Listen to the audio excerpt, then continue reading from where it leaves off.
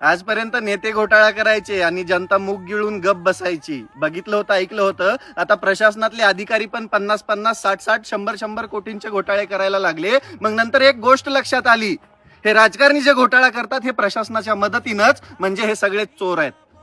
परिस्थिती बघा, जालना जिल्ह्यामध्ये अतिवृष्टीपोटी जे शेतकऱ्यांना अनुदान भेटलं होतं त्याच्यामधून 50 कोटी रुपये यांनी मध्येच लाटून खाऊन घेतले. अरे लाजा वाटू द्या. जे प्रशासनामध्ये अधिकारी आहेत, ज्यांनी घोटाळा केला, 4 तहसीलदार, 2 SDM आणि खालचे तलाठी आणि ग्रामसेवक बगलबच्चे, तुम्ही शेतकऱ्याच्या पोटचेच ना. अरे जन्म शेतकऱ्याच्याच घरात झाला ना, त्याच्यानंतरच तुम्ही त्या प्रशासनामध्ये गेलात. लाजा वाटू द्या र.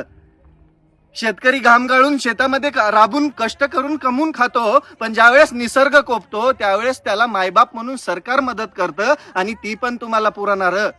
अरे भाड खाऊन नो सुधरा. जे सरकार तुम्हाला पगारी देतं त्याच्यावर भागत नाही का तुम्हाला?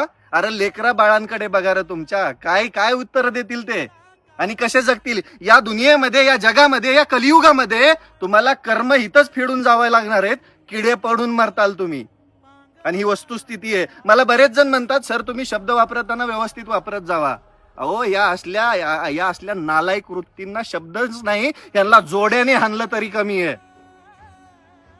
अरे निसर्ग कोपला, अतिवृष्टी झाली, सरकारकडे दाद मागितल्यानंतर